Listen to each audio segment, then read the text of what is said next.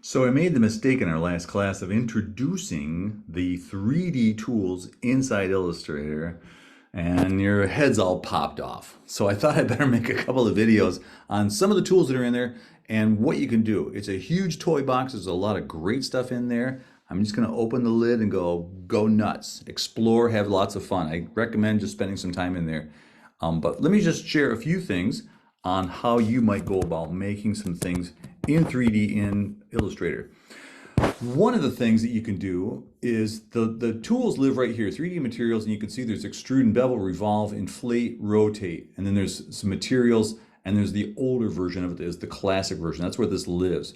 But first you got to have something to start with. You got to have something to make 3D. So I'm going to draw just a circle. As you know, if I hold down shift, it'll make a perfect circle. If I hold down option, it will draw from the center. So I'm going to do that, and then I open up the 3D tools.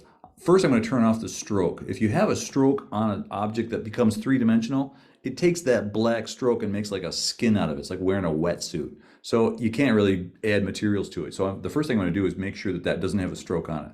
So stroke none, and now I can get into my menu here. Effect 3D materials. We'll start with extrude and bevel, and then I'll make more videos. As you can see, immediately it says, I'm going to just extrude that a bit. Extrusion means like it's going to take a shape and then stretch it out, push it through that hole, that shape there. Your extrusion right there, you can control how deep that thing is, how big it gets. Twist and taper don't do much. Taper would, but I don't want to use that. I want to use something else.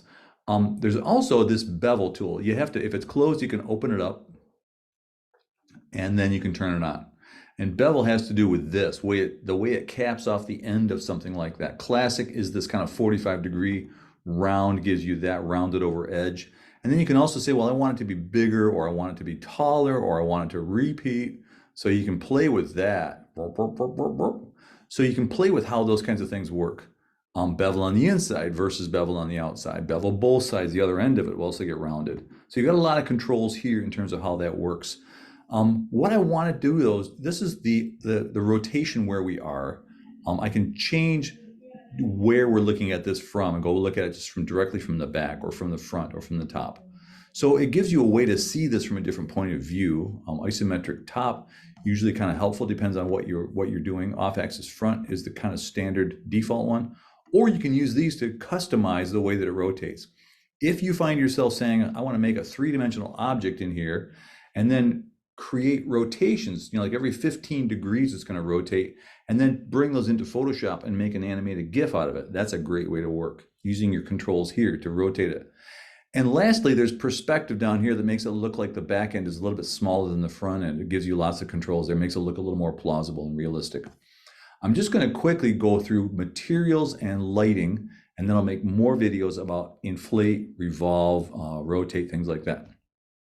In your materials menu, you've got a bunch of stuff. Adobe bought a company called Substance that does game character design and materials and things like that. And they've just put a ton of really great stuff inside here. So you can just kind of click around in here, add materials to the object that you've put in here to make it look pretty great. I know, isn't that sweet? And a lot of these are what are called parametric materials, which means that they have controls down at the bottom that you can change the way that they work. If you said, I've got gold, but I want it to be pink, I can click there and change the color of the actual material that it's going to use for that.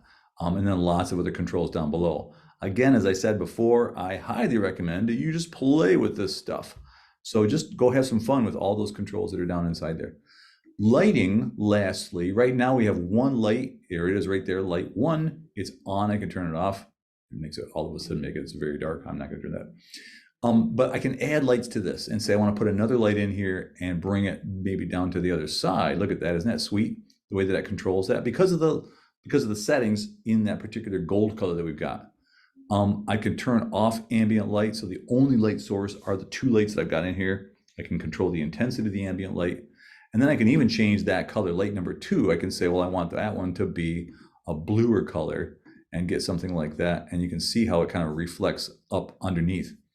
This is relatively low res. I've got a button up at the top here that lets me run this high res, render with ray tracing, that looks even more magnificent when you do it.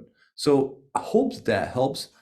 As I say, what I will do is make a couple of other videos on the other 3D tools that are inside there, but that's Extrude and Bevel, materials, and lighting. See ya.